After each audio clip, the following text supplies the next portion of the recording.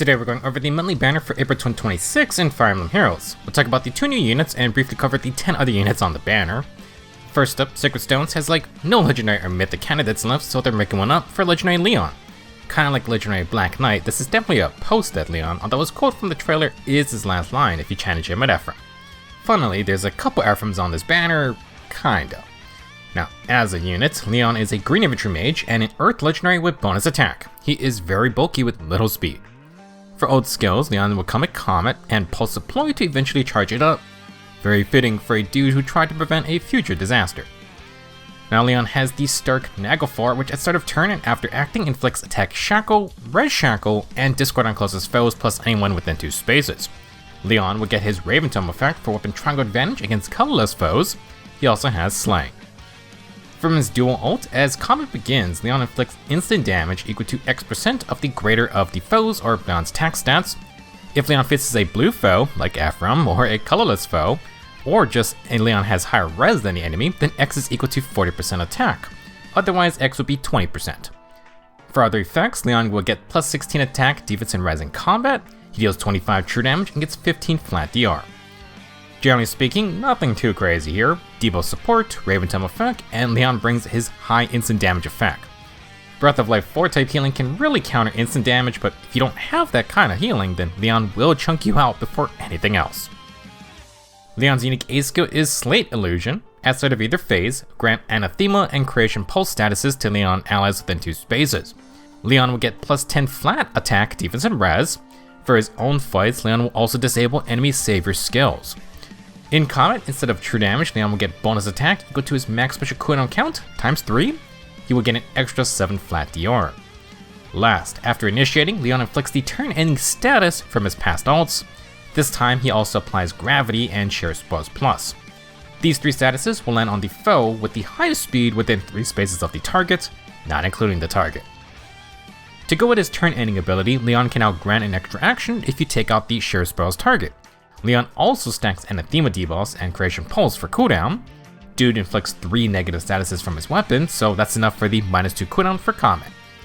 Speaking of, Comet scales off basic damage, so Lyon gets bonus attack instead of true damage.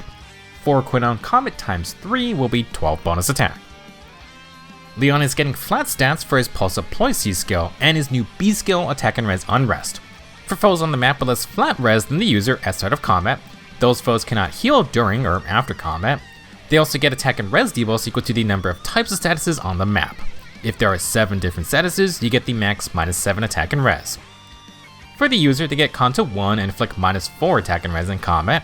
They will deal true damage and get flat damage reduction equal to 20% res. Unrest is a new skill line usable by ranged infantry. It seems like their counterpart to the newer Detect Aerial skills Cavs and Flyers got. Anti-healing is an internet support effect on a passive since Fatal Smoke requires actual fighting. I would say Havoc is still a solid B skill, but Unrest will not be affected by debuff neutralization. Unrest also has a flat DR component if you wanted some bonus tankiness.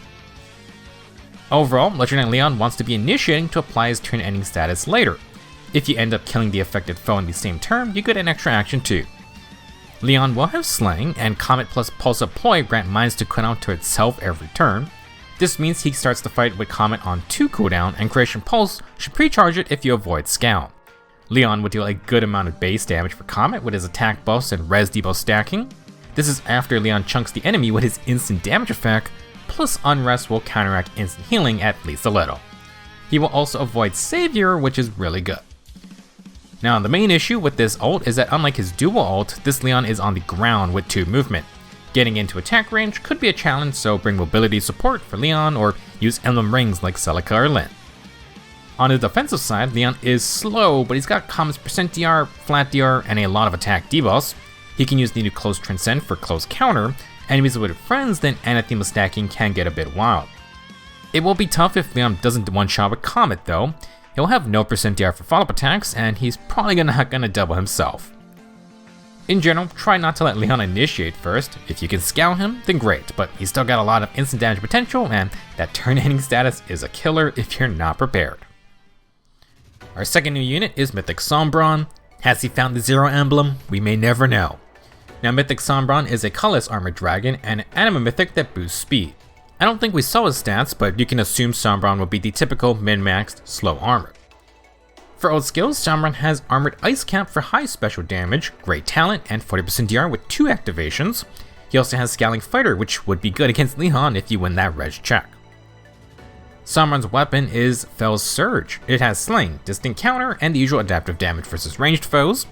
Sombron gets plus 16 attack defense and res in combat and neutralizes all the foes' field buffs. He deals 25 true damage and gets 15 Excel type flat DR. Unlike Lyon, Sombron will get a free follow-up. So far, very simple weapon. What makes Fell's Surge special is its unique Howling Beam style. Once per turn, Sombron can attack foes within 5 spaces and within 3 rows or columns. In this combat, no one would deal any damage, and Savior will not trigger. After combat though, for the targeted foes within 2 spaces, Sombron deals 20 damage, inflicts deep wounds to prevent healing, and applies Divine Vein Haze terrain. Howling Beam style is just like Legendary Elise's style, it's purely for debuffing, and boy is Sombron gonna be annoying if you don't get out of the way. 20 splash damage with deep wounds is kinda like an update on Duo Hector's longtime dual skill. If you had a couple Sombrons, that's a whole lot of free out of combat damage. Now, the Haze terrain can clear Divine Veins, so definitely a good style, especially for a non-mobile armor unit. Sombron's unique C skill is quite interesting. At start of either phase, grant Dark Emblem to all allies. This is actually just a very basic +5 to all stats status. In addition, Sombron grants Imbue and the 80% DR versus AoE special status to himself and allies within 2 spaces. For himself, Sombron cannot use Savior effects and he won't get Dark Emblem. He gains bonus attack, defense, and res equal to 5 plus the number of allies with Dark Emblem times 2. If you have 3 allies with that status, you can get a max plus 11 extra stats. For other perks, you got 7 true damage and 7 flat DR. Sombron has Lagu's Friend cooldown for -2 instant cooldown before the foe attacks. Last, if there is an ally with Dark Emblem, and if no player team unit has been defeated in the current phase, then Sombron reduces the foe's damage to half its amount. He also gets to trigger any % DR special effects any number of times as long as you meet their conditions. So basically, Sombron gives Dark Emblems to his team, and if no one dies on the current phase, then Sombron gets super tanky. Very fitting for his final boss mechanics. Due to the wording, I'm pretty sure Sombron effectively has 50% unpierceable DR. You're technically just cutting the foe's damage in half first. On top of that, Sombron can activate Armored Ice Caps 40% DR any number of times. If I can math, Sombron should have 70% unpierceable DR effectively for all hits. To get rid of this effect, you're going to need to kill one of his allies in the current phase. Now, to make things tougher, Sombron's team is protected from AoEs, and he's handing out Imbue for healing. He can't use Savior, but that's fine. Kinda like Larauder, Sombron's just gonna be a very annoying presence. Sombron does have a new inheritable A skill called Attack, Defense, and Res Slam. If foe initiates or has more than 75% HP at start of combat, grant +10 attack, defense, and res, grant 7 flat DR for first attacks, and if you have 5 or more defense than the enemy, you get Hardy Baron. Slam is a Dragon Oni A skill. Not sure what it will upgrade from, but my guess is that it's another boost offshoot. Now, this skill has the defense checking Hardy Bearing effect, which is pretty neat. If you don't like Desperation or even Vantage technically, then Slam is a decent defensive skill. Pretty simple too. So overall, Mythic Sombron is going to be a literal final boss. He's going to be very tanky unless you defeat one of his allies first, and if you can't avoid his Howling Beam style, then your team gets chunked for free, plus he inflicts deep wounds and applies haste terrain. As a defense Mythic, Sombron's just trying to stall. His combat is pretty basic outside the 70% DR from Felt Barrier. He has a lot of flat DR to back it up though, along with Imbue healing. Before getting hit, Sombron will bring Slaying Armored Ice Cap to 2 cooldown. Scowling Fighter actually has Bread type cooldown, so tanking 1 hit will charge Ice Cap. Sombron has Distant Counter to return fire. He'll also have Scowl, Ice Cap's great talent stacking, and Slam's Hardy Bearing. Definitely an interesting kit. I'm a bit surprised they didn't do more with like emblem rings, but I guess handing out Dark Emblems plays into his actual boss fight mechanics a bit more. For the rest of this video, we'll cover the 10 other heroes on this banner. In the red group, we have Emblem Eirika and Ephraim to face off against Lyon. Illian Mia is back, and then we also have Aided and Lute. The blue group has Emblem Blyeth, Harmonic Brave Hector / Ephraim again, and last we have Valentine Celine. Green will have the new Lyon, Emblem Edelgard, and rearmed Lysithea. Colorless has the new Mythic Sombron, Mythic Tiki, and Legendary Elise. Up first, Emblem Eirika is an offensive sword cav. Her Emblem Ring gives brave attacks to melee units for 1 fight per phase. For support, Eirika gives Empathy, Breath type cooldown, and Insight Hones field buffing. For combat, Eirika herself has brave attacks and more cooldown perks to trigger her Twin Strike special. With her Wind Sword style, it gives ranged attacks plus adaptive damage. She also has Blue Skies for Kanto and Assault Force for debuff neutralization with some DR piercing. Next we have Illian Mia, who is a speedy sword flyer. Mia provides reflex and dodge support while also having a good amount of flat DR to stack with Celestial Form. Mia has a 100% potent follow-up as well. Blue Sky Gust is basically an upgraded Blue Skies 4. Heavenly Soar has Emblem Celica's Warping with defensive tempo and flat DR to survive. Last, No Uplift provides long range no follow-up support. Our third unit is Aided Lute, who has high attack and res. She provides debuffs with Sabotage support along with Anti-Miracle, Creation Pulse, and Kanto 1. She is very similar to the new Lyon as a Comet spamming mage. Lute gets bonus attack based on boss and debuffs, plus she has great warping abilities based on the terrain. For more cooldown, Lute has Preempt Ploy, and for more stat advantages, she will have attack and res low finish. The blue group has Emblem Blyeth, whose ring allows you to refresh an ally via assist skills. When Blyeth assists himself, he inflicts debuffs with Sabotage and Exposure while also activating Attack and Speed Favor.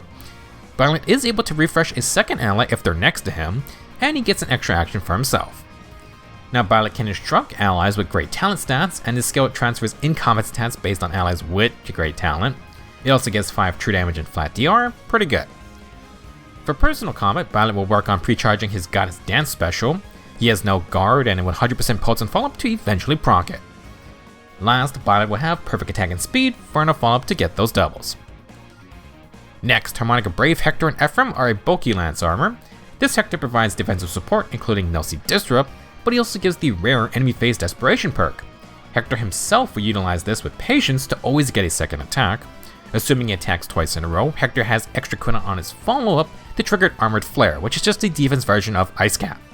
Of course, he has Distant Counter and then Briarfire Save to go with it. Our third blue unit is Valentine Celine, who is a high speed and res mage cav. Celine has her 3 space debuff neutralization with 2 penalty cleanse effect. She also hands out +5 stats with no follow-up. From her passives, speed and res detect aerial compares res with foes to inflict low and true damage. Truly Inspired is actually a ploy C skill, but the user also gets Truly Incited for bonus stats. For combat, Celine has a 100% potent follow-up with Desperation. She's gonna try and proc Magic Light in 3 hits, plus she gets Arya's true damage. Onto the green group, we've talked about Legendary Lyon already. Comets a fun special with its free cooldown and guaranteed 40% DR.